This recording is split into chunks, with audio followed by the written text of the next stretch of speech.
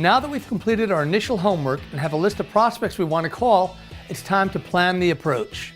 When you finally make contact with your prospects, you need to know what to say.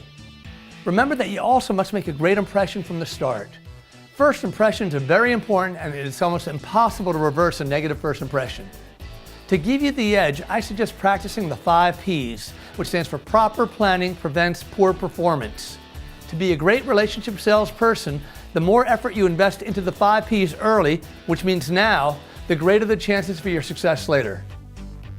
Based on the product or service that you're selling, the time and cost investment that you make into pre-sale planning will vary.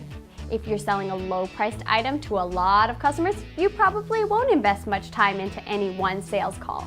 Your presentation information will be uniform and generic. If you're selling a high-ticket item to very important prospects, you'll invest far more time and effort into the pre-sale preparation. When it comes to pre-sale planning, remember that more is always better. I've never heard a prospect complain about a salesperson who is too well prepared. You may not always get the sale, but the prospect will both respect you and appreciate your efforts. Relationship selling is all about understanding your customer's problems or needs from their perspective. Many of your prospects' issues can be identified by studying trends in the marketplace, understanding the factors that impact their business, and what their competitors are doing. You really want to be successful? Focus on the issues that keep your prospects up at night. What are your prospects truly afraid of? Competition? Technological obsolescence? Declining sales? Doesn't matter. Help your prospects to resolve or minimize those fears, and they will love you for it. Ask yourself these 4 questions and then answer them honestly from their perspective. What will my product do to solve their problem? How much will it cost? Is my price competitive? And most importantly, why should I buy this product from me? If you can answer these questions and it still makes sense, you are well prepared for the call. You'll notice that these are what, how, and why questions. If you're unfamiliar with how to use these questions, make sure to watch Improving Your Game, where I teach you how to think like a reporter. When calling to set the appointment, there are several things you can do to increase your chances for success. To get yourself ready for the call, write down key questions, rehearse your opening lines, and set your sales call objectives. If you're an early bird and at your peak in the morning, make your sales calls then. An afternoon person? Go accordingly. Make an outline for yourself listing the key things that you want to say and isolate yourself from interruptions. In other words, close the door and stay focused. Now remember, at this point in the process, there's only one objective: to get the appointment. Now here comes the hard part. You have to call the prospect. The good news is that you've done your homework. You've identified your prospect's need. You know that your product will solve their problem and that you're the solution provider. Students ask me, "Professor, what's the best way to initiate communications with a prospect?" I found that a multi-channel communication strategy works best for me. My approach consists of an initial telephone call, quickly followed by an email. During my call, I introduce myself and give some preliminary information about why I'm calling. If I get voicemail, I briefly describe the purpose of my call and explain that I'll be following that up with an email. Let me stop for a second and give you 2 quick call etiquette tips. Number 1, when you leave your telephone number, always repeat your number twice. For example, please feel free to call me at 555-1212. That's 555-1212. Remember, you're invading their space. Don't make it difficult for them to call you back. Number 2, make sure that you do what you said you'd do. Follow up your call with an email the same day. By the way, if you don't have your prospect's email address, you haven't done your homework. If you have done your homework, you might ask, what should I say in my email? Now there are 3 possible scenarios for sending the prospect an initial email. 1, you reach the prospect and they agreed to meet with you. In this case, thank them for the appointment, recap the key points of your call, and confirm the date and time of your meeting. 2, you reach the prospect and they didn't agree to meet. Thank them for their time, recap the key points of your call, and let them know you'll follow up with them in the future. 3, you reach the prospect's voicemail. In this case, introduce yourself and your company, explain the reason for your calling, and most importantly, pique their interest with an interest-generating remark. Let them know that you'll follow up with them shortly regardless of the situation. Make sure to include your name, your company name, company website, office phone, and email address in your email. Whenever you get a prospect on the phone, there are a few essentials to remember. First, introduce yourself and the company you represent. For example, hello, my name is Stephen Osinski and I'm calling for 3HrSalesPower. Second, establish credibility. Tell the prospect why you're calling. If you were referred to them, tell them now. Third, make an interest-generating remark.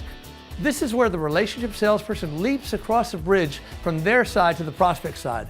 What I mean is that up to now, the salesperson has introduced himself and established some credibility, but it's all about him. Up to now, nothing has been done for the prospect, but that's about to change. With the interest-generating remark, the salesperson is now saying something of interest to the prospect. So, putting those elements together, my call to the advertising director of a wireless company may sound something like this. Hello, Mr. Jones. My name is Stephen Osinski. I'm the president of the Smart Group. Mr. Jones, for the past 5 years, our company has partnered with Company X and Company Z within your industry, and they have been most pleased with our services. Then, the interest-generating remark. We reviewed your company's advertising efforts, and we're confident that with our unique approach, we can not only increase your sales rate, but we can also help you decrease your media costs by 25%. Even if Mr. Jones didn't want to speak to me initially, he would listen now in the hopes of achieving the objectives I just mentioned. And when asking for the appointment, it's a good idea to offer the prospect more than one choice. For example, Mr. Jones, which is better for you, Tuesday morning or Wednesday afternoon? By giving the prospect a choice, you're asking an open-ended question that they can't answer with a simple yes or no. This changes the question from, will they meet with me, to when will they meet with me? There'll be times when you can't get the appointment even when you know that your product will benefit the prospect. What do you do? Depends on the prospect. If they're a grade A, I'll be damned prospect, a dash of perseverance and creativity may be in order. Let me tell you how I use perseverance and creativity to get the appointment. I was trying to reach Jim, the advertising director of a national chain of computer stores. The account would have been worth a few $1 million. I tried reaching Jim countless times by phone, email, and snail mail, all without success. I wasn't sure if he was an I'll-be-damned prospect, but I did have a good referral. My research also indicated that our two firms would be a good fit, so I persevered. After 20 calls, I finally got Jim on the phone. It turned out that Jim was basically a one-man advertising department for his national computer chain. He said he was always stressed, always behind the 8 ball, and didn't have time for a meeting. In short, his job was becoming a constant chronic headache. Realizing that this deal wasn't going anywhere unless I could meet with him, I needed to try something different. How could I help Jim to see our value? How could I resolve Jim's headache? I went to Ceramic Palace, a local arts and crafts studio, and had them construct a giant replica of a Bayer aspirin tablet. I overnighted it to Jim's office with a note that said, "The Smart Group, a lasting cure for your advertising headaches." Hey, I thought it was pretty clever. I called Jim the next day after the package had arrived, and he agreed to meet with me. Disclosure time, I got the appointment, but I didn't get the sale. You can't win them all. Decision makers and bigwigs employ assistants or gatekeepers to screen their calls and keep interruptions to a minimum. Gatekeepers wield tremendous power and intimidate salespeople. Since most of us can't get around gatekeepers, I'm going to give you pointers on how to deal with them and how to change your approach towards them. First, realize that they have a job to do, which is to protect their bosses from people like you. When I say people like you, I don't mean genuine relationship salespeople. I mean a lot of those other, less resourceful, less talented salespeople that are out there who waste many a prospect's time. So how do you engage the gatekeeper? It's best to be honest, to tell them your true intentions and use the gatekeeper as your entry point towards meeting the decision maker. I've also found that by sharing your preliminary findings with the gatekeeper, I can involve them, bring them into the loop, and make them feel more important. Remember, decision makers trust gatekeepers and value their opinions. If you've established credibility with the gatekeeper, the odds are that you've also established credibility with the decision maker. A couple of other gatekeeper pointers. Don't be shy or ashamed to ask them for help. Both you and the gatekeeper have the same common interest, to do what's best for the company. Second, don't lie to the gatekeeper. If you mislead the gatekeeper, you'll be sorry. Third, don't try to fool your way past the gatekeeper. Let me repeat, if you mislead the gatekeeper, you'll regret it. Fourth, be polite and professional. Don't make the gatekeeper's job harder by whining and complaining. People respect people who always exhibit professionalism, especially in adversity. And finally, retain your sense of humor. By not letting you in to see the decision maker, gatekeepers aren't telling you that you're a failure as a human being, that you're a worthless incompetent, an overall loser, or that you have no right to exist. Often all they're saying is, hey, not now. It's quiz time. Time to see what you've learned. Question number 1.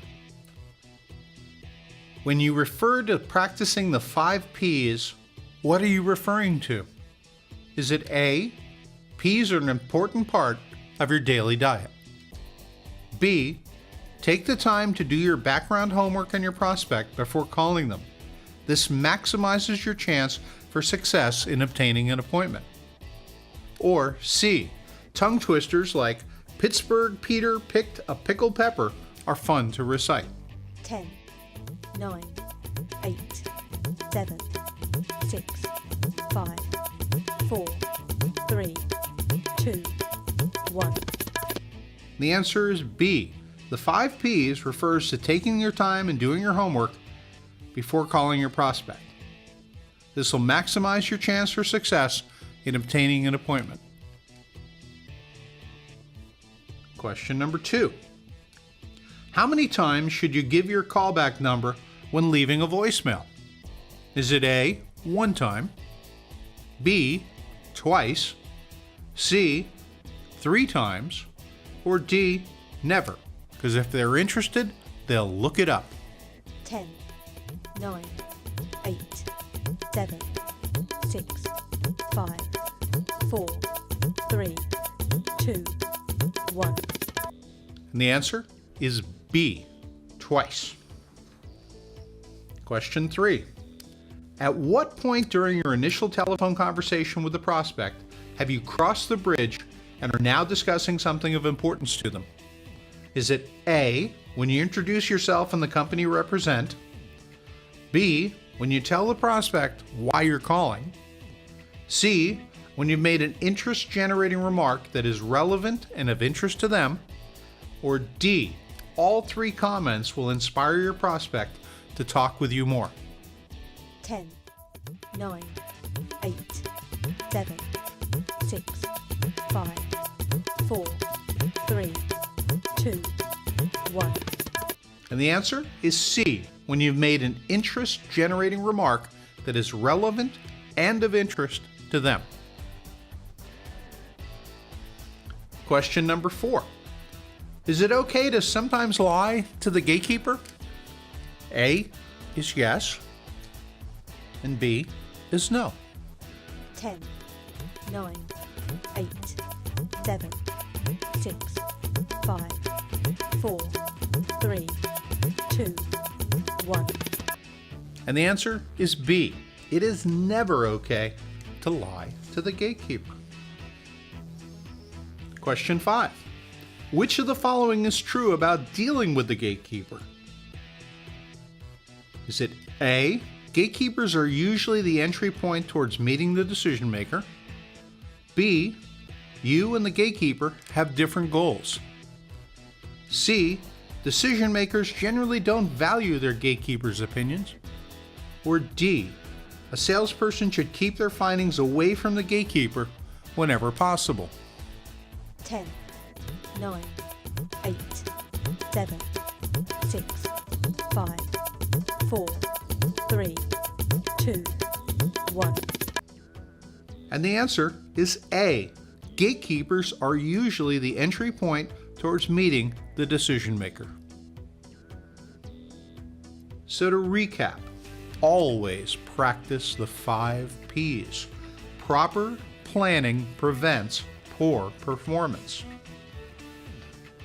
Depending on what you're selling, the time and cost investment you make in pre-sales planning will vary.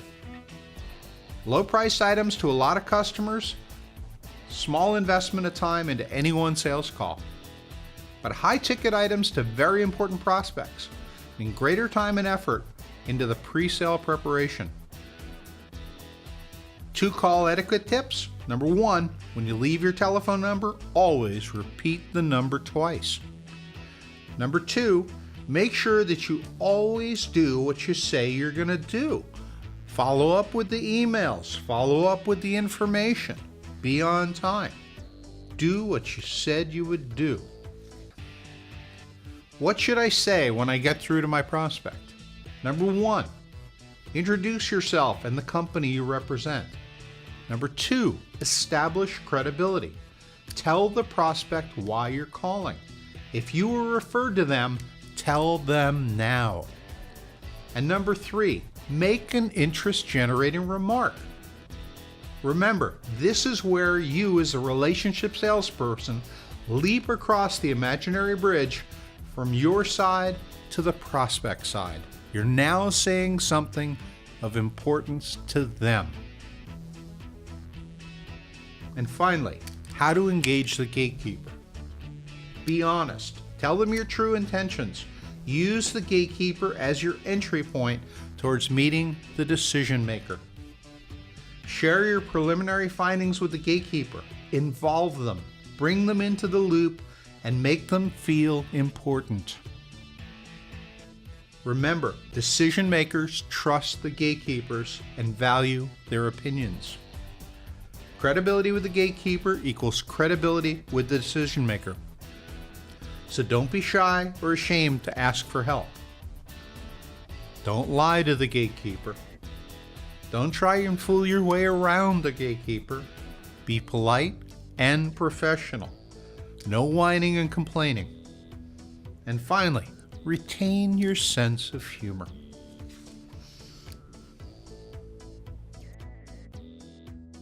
Congratulations! You've completed Chapter 5. In Chapter 6, The Appointment, you'll learn great ways to gain rapport and trust with your prospects.